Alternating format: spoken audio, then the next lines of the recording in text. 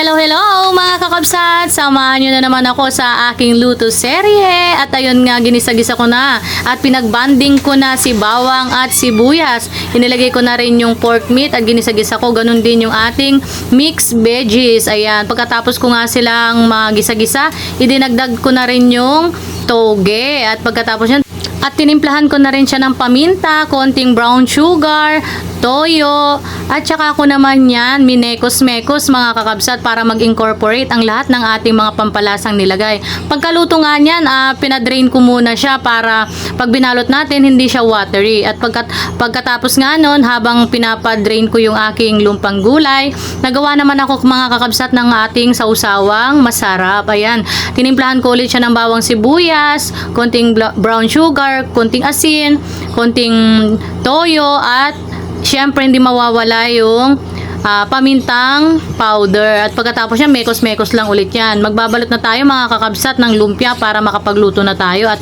gutom na ang aking mga anak, kaya nakabalot na tayo. Ipiprito natin yan mga kakabsat.